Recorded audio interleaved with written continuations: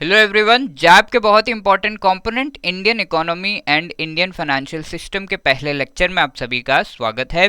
इसमें हम module A का chapter 1 an overview of Indian economy इसको डिस्कस करेंगे।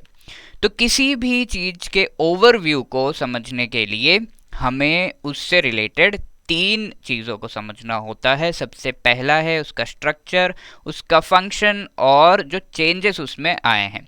एक एग्जाम्पल हम ले लेते हैं कंप्यूटर सिस्टम का। इसमें आपको दिखेगा एक मॉनिटर और सामने एक माउस पड़ा होगा, इसके साथ एक कीबोर्ड होगा, इसके साथ में एक सीपीयू आपको दिखेगा। तो ये एक डेस्कटॉप कंप्यूटर की बात मैं कर रहा हूँ। ये दो चीज़ें हमने समझी, ये इसके स्ट्रक्चर को डिफाइन करते हैं, इसके अलग अलग कंपोनेंट्स के बारे में बताते हैं। तो हमें पता है कि ये इसके कंपोनेंट्स हैं। अब दूसरी बात जो हमें समझनी है इस कंप्यूटर सिस्टम को अच्छे से समझने के लिए कि ईच एंड एवरी कंपोनेंट का फंक्शन क्या है। ये माउस जो कि एक पॉइंटिंग डिवाइस होता है, उससे आप स्क्रीन पर कहीं भी पॉइंट कर सकते हो, क्लिक कर सकते हो, ओपन क्लोज कर सकते हो। कीबोर्ड को यूज़ करके आप टाइप कर सकते हो, सारी चीज़ें आपको स्क्रीन पे दिखेंगी और ये सीपीयू इन सबको कंट्रोल करता है। तो सभी का फंक्शन हमने समझ लिया। इससे हमें ऑलमोस्ट पूरी जानकारी इस कंप्यूटर सिस्टम की मिल गई और हम जो भी टास्क करना चाहते हैं वो कर सकते हैं। तीसरी चीज़ है चेंज, यानी कि अभी की अगर हम बात करें तो अभी हमें इस तरीके के डेस्कटॉप कंप्यूटर्स बहुत ही कम हम पर्सनल यूजेस के लिए इस्तेमाल करते हैं। पर्सनली हम लैपटॉप्स का यूज़ करते हैं। तो इसमें अगर आप देखो माउस के बदले एक टच पैड होगा, एक जो सीपीयू है वो आपको नहीं दिखेगा, उसके सारे जो कंपोनेंट्स है यहाँ पर एम्बेडेड होते हैं और ये जो स्क्रीन है वो भी इसमें एम्बेडेड है, राइट। तो ये चेंज में किस तरीके से इस माउस को इस टच पैड ने रिप्लेस कर दिया, उसको कैसे यूज़ करना है, उसके फंक्शन को अगेन हमें समझना होता है। ये तीन चीज़ें अगर आप समझ गए किसी भी चीज़ के बारे में, किसी भी सिस्टम के बारे में, तो पूरी ओवरव्यू, पूरा आइडिया आपको लग जाता है। इसी तरीके से इंडियन इकोनॉमी के भी इन तीन एस्पेक्ट्स को समझने के बाद हम इंडियन इकोनॉमी के ओवरव्यू को समझ सकते हैं। इन तीन एस्पेक्ट्स को हम कैसे समझेंगे, तो स्ट्रक्चर समझने के लिए हमें किस तरीके से इंडियन इकोनॉमी अलग अलग स्टेजेस के थ्रू पास होके इवॉल्व करके इस रूप में अभी आया है, वो हमें समझना होगा। इस इवोल्यूशन को जब हम समझेंगे तो हमें पता चलेगा कि इंडियन इकोनॉमी के कैरेक्टरिस्टिक्स क्या है। प्रेजेंटली अगर हम इंडियन इकोनॉमी की बात करते हैं तो हम किस तरीके से उसको आइडेंटिफाई कर सकते हैं, कौन से ऐसे फीचर्स हैं। इसके साथ इसमें जो चेंजेस आए हैं उसको भी हमें समझना होगा। चेंजेस क्यों आए हैं इंडियन इकोनॉमी में, बहुत सारे स्टेजेस के थ्रू ये पास हो चुका है। ब्रिटिश एरा में अलग था, अभी अलग है इंडिपेंडेंस के बाद, और उसके बाद कई सारे क्राइसिस आए। 2008 में एक क्राइसिस आया, इकोनॉमिक क्राइसिस, और रिसेंटली कोविड पेंडेमिक जो हुआ था इसमें चेंजेस आए। तो इन चेंजेस को जब हम समझेंगे तो पूरा ओवरव्यू, पूरा आइडिया हमें इंडियन इकोनॉमी का लगेगा। हम शुरुआत कर रहे हैं इंडियन इकोनॉमी के एवोल्यूशन को समझने से। तो एवोल्यूशन की जब हम बात करें तो अलग अलग जो हिस्टोरिकल डेवलपमेंट्स हुए हैं इंडियन इकोनॉमी में, उसको हम अलग अलग स्टेजेस में डिवाइड कर सकते हैं। तो इंडियन इकोनॉमी को स्टेजेस में डिवाइड करने के लिए बहुत ही इम्पॉर्टेंट जो पॉलिटिकल डेवलपमेंट इंडिया में हुआ था उसको हम ले रहे हैं, वो है ब्रिटिश रूल। तो ब्रिटिश रूल से पहले इंडियन इकोनॉमी किस तरीके का था, ब्रिटिश रूल के समय में कैसा था, और उसके बाद आफ्टर इंडिपेंडेंस किस तरीके से इंडियन इकोनॉमी डेवलप करके आ रहा है 1947 के बाद अभी तक, उसको हम समझेंगे एवोल्यूशन ऑफ इंडियन इकोनॉमी के इस टॉपिक में। तो सबसे पहले हम चर्चा कर रहे हैं बिफोर ब्रिटिश रूल किस तरीके से इंडियन इकोनॉमी के फीचर्स को हम समझें। तो इसमें पहला जो चीज़ है, पहली जो कंपैरिजन है वो हम करेंगे ग्लोबल जीडीपी के साथ। यानी कि जो ग्लोबल जीडीपी है उसमें इंडियन जीडीपी का कंट्रीब्यूशन कितना रहा था। आगे बढ़ने से पहले हमें ये समझना होगा कि जीडीपी एक्चुअली होता क्या है। आगे जाकर इस टर्म को और भी क्लियरली हम समझेंगे। बट जीडीपी का बेसिक मीनिंग अगर हम देखें तो इसको अगर हम फुल फॉर्म में लिखें तो इसका मतलब है ग्रॉस डोमेस्टिक प्रोडक्ट। और इन तीनों ही वर्ड्स का बहुत ही इम्पॉर्टेंट कंट्रीब्यूशन है इसके मीनिंग को डिफाइन करने में। तो ग्रॉस की जब हम बात कर रहे हैं इकोनॉमी के टर्म्स में, ग्रॉस का मतलब होता है टोटल। किसी भी चीज के टोटल को जब आप करते हो, टोटल को लेते हो, उसे हम ग्रॉस कहते हैं, राइट।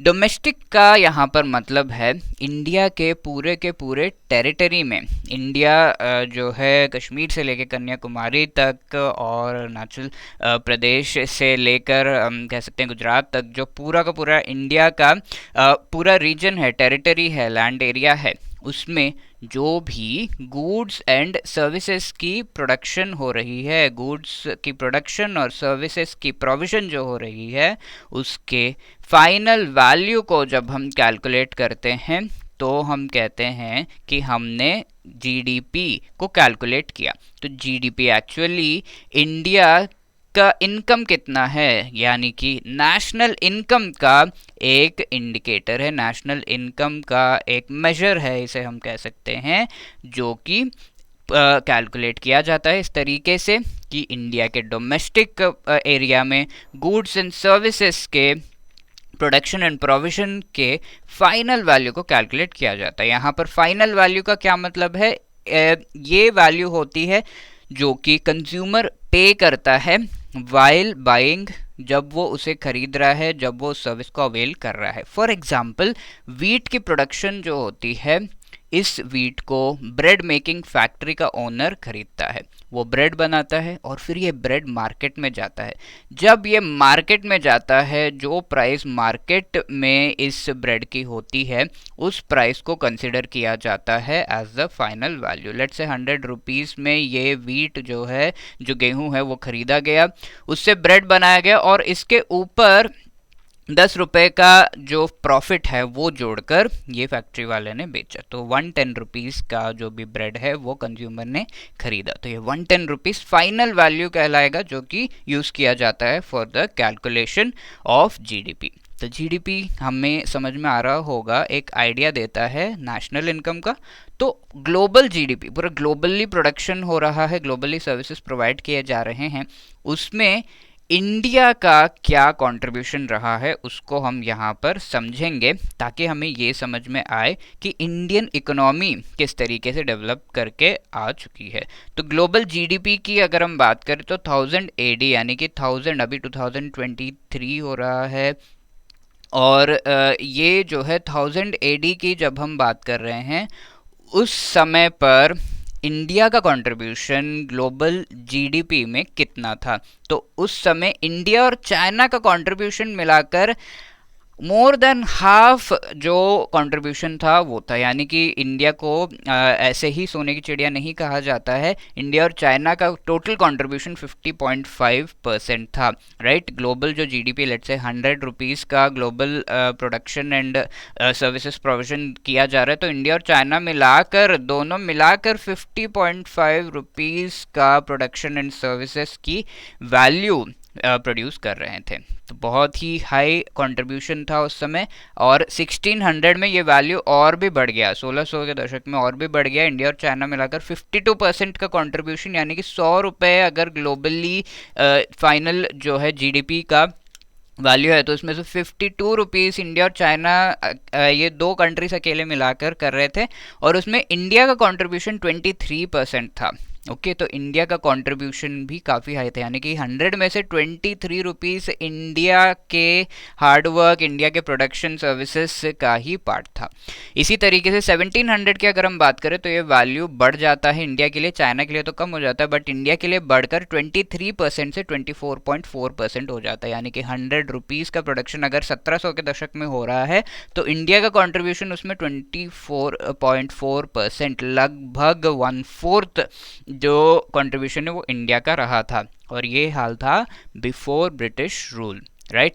अब इस क्वेश्चन को आंसर करने की कोशिश करिए according to Angus Maddison database. तो लेट मी टेल यू, ये सारे जो वैल्यूज आपको यहाँ पर बताए गए हैं एक डेटाबेस के बेसिस पर बताया गया है। एंगस मैडिसन और ये जो डेटाबेस है 2010 में, क्योंकि आप देख सकते हो 1000 एडी, 1600 एडी, 1700 एडी काफ़ी पुरानी बातें हैं, उससे रिलेटेड रिकॉर्ड्स तो ढंग से होंगे नहीं, बट उन सभी चीज़ों को जो है कलेक्ट करके इस डेटाबेस को बनाने की कोशिश की गई है, जो कि इंडिकेट करते हैं कि उस समय का इकोनॉमिक हिस्ट्री किस तरीके का था। तो इकोनॉमिक हिस्ट्री से रिलेटेड वेरियस जो पैरामीटर्स हैं, उनसे रिलेटेड वैल्यूज़ बताए गए हैं इस डेटाबेस में। इसे हम एंगस मैडिसन डेटाबेस कहते हैं। में ही ये चीज़ें बताई गई कि इंडिया और चाइना का कंट्रीब्यूशन क्या है। तो इस डेटाबेस के हिसाब से which two countries contributed 50.5% of global GDP in 1000 AD. बहुत ही सिंपल, अभी अभी हमने डिस्कस किया।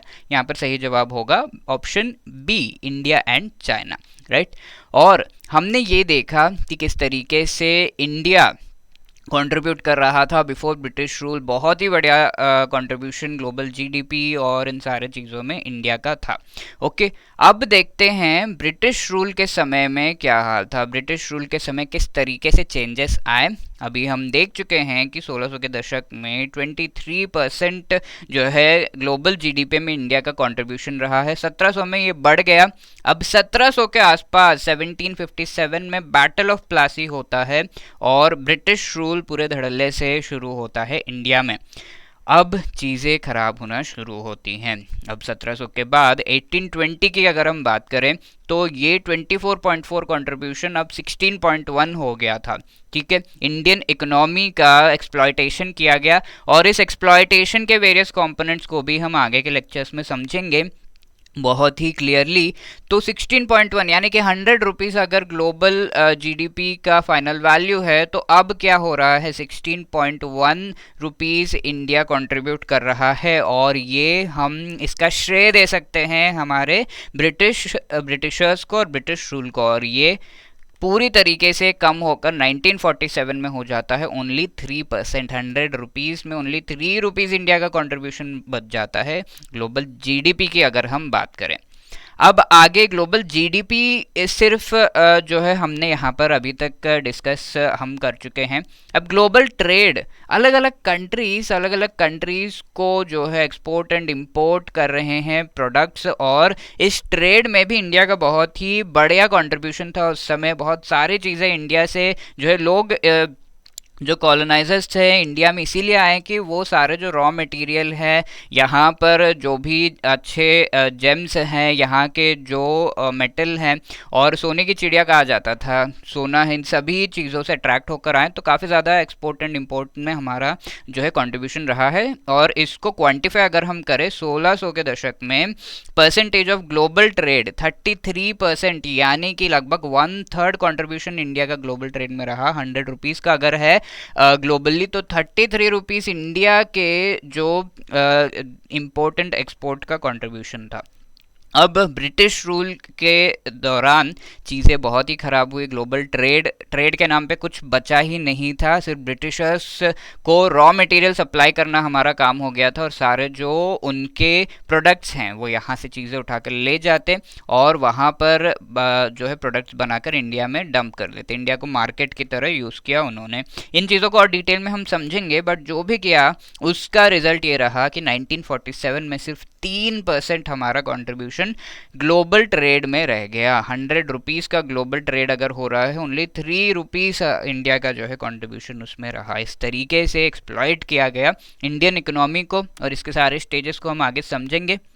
अब एक्सप्लॉयटेशन का रिजल्ट भी हम देख लेते हैं। यहाँ पर कैपिटा इनकम की बात की जा रही है। नेशनल इनकम को तो हमने देख लिया कि जीडीपी के थ्रू हम कैलकुलेट करते हैं। पर कैपिटा इनकम की जब हम बात करें, पर कैपिटा इनकम को हम कैलकुलेट कर सकते हैं नेशनल इनकम को जब हम टोटल पॉपुलेशन, इंडिया के पॉपुलेशन से डिवाइड कर दें, उसे हम पर कैपिटा इनकम कहते हैं। फॉर एग्जाम्पल 100 रुपीज़ है एक रीजन का, किसी भी एरिया का जो जीडीपी है या फिर नेशनल इनकम है। उस एरिया में 10 लोग रहते हैं, तो पर कैपिटा, पर हेड कितना इनकम हुआ, ये होगा 10 रुपीज़। इसे हम पर कैपिटा इनकम कहते हैं। तो इसको जो है नेशनल इनकम को पॉपुलेशन से डिवाइड जब हम करते हैं तो पर कैपिटा इनकम आता है। अब पर कैपिटा इनकम में ग्रोथ देखिएगा, जो 1600 से 1947 के बीच में हुआ, ब्रिटेन का ग्रोथ देखिए, जो भी इनके कॉलोनीज से सब मिलाकर 553%, ठीक है। तो 5 टाइम्स लगभग जो है पर कैपिटा इनकम में उनका ग्रोथ हुआ। और इंडिया का हाल देखिए, सिर्फ 12% का ग्रोथ हुआ पर कैपिटा इनकम में ब्रिटिश रूल के दौरान। तो ये सारे स्टैटिस्टिक्स है और इसका रीज़न क्या है वो हम आगे के लेक्चर्स में देखेंगे। तो इससे आपको आइडिया लग गया होगा इन तीनों चीज़ों को कंपेयर करके कि कैसे इंडियन इकोनॉमी का जो एक्सप्लॉयटेशन है वो हुआ। अब इस क्वेश्चन को आंसर करने की कोशिश करिए। According to the work of Cambridge economist Angus Maddison, इन्होंने जो है डेटाबेस बनाया, उसके बेसिस पर India accounted for -% of global trade in 1600 में ग्लोबल ट्रेड का कितना परसेंट इंडिया जो है कंट्रीब्यूट कर रहा था। तो इसका सही जवाब होगा 33%। और इसके साथ इस लेक्चर में जो भी चीज़ें हमने सीख रखी हैं उनमें से जो भी MCQs बन सकते हैं उनको अगर आपको आंसर करना है, सारे ही यहाँ पर आपको फिल इन द ब्लैंक के मॉडल में जो है दिखा दिए गए हैं। फटाफट से हम इनको आंसर करने की कोशिश करते हैं। इसके साथ जो भी चीज़ें आप पढ़ चुके हो इस लेक्चर में उनको आप अच्छे से आराम से रिवाइज कर सकते हो इन फिल इन द ब्लैंक्स के through. According to Angus Maddison database, which 2 countries contributed 50.5% to global GDP। ये जो है 1000 AD की बात की जा रही है, तो वो इंडिया एंड चाइना है। आप इसको पॉज करके खुद से आंसर करने की कोशिश भी कर सकते हो। इससे जो भी चीज़ें आप अभी तक सीख चुके हो उनको आप आराम से रिवाइज कर सकते हो। जितने भी सवाल इस लेक्चर से बन सकते थे वो आपके सामने हैं। According to Angus Maddison database, 1600 में India accounted for -% of global GDP, ठीक है, 23%। और ये 1700 में बढ़कर कितना हो गया, याद करिएगा, 24.4% हो गया। ये कुछ नंबर्स हमको याद रखने होंगे, can't help it. GDP share of India in global GDP has increased, ठीक है। कब से कब का बात की जा रही है यहाँ पर, 1600 से 1700 के बीच में। According to work of Cambridge economist Angus Maddison, India accounted for -% of global trade. Global trade 1600 में कितना हमने कंट्रीब्यूट किया, 33%। इंडिया पर कैपिटा इनकम 1600 से 1947 के बीच में कितना परसेंट इंक्रीज हुआ, ओनली 12%, राइट। आई होप आपको मज़ा आया होगा इस लेक्चर में। आपकी कोई भी क्वेरीज है आप कॉल कर सकते हो 8146207241 पर, या फिर आप मेल कर सकते हो hello@edutap.co.in पर। आपका जो भी फीडबैक है इन लेक्चर से रिलेटेड वो भी आप मेल करके हमें बता सकते हो, या फिर अपनी क्वेरीज डिस्कशन फोरम पर भी पोस्ट कर सकते हो। विद इन 24 आवर्स आपको जवाब दे दिया जाएगा। Thank you.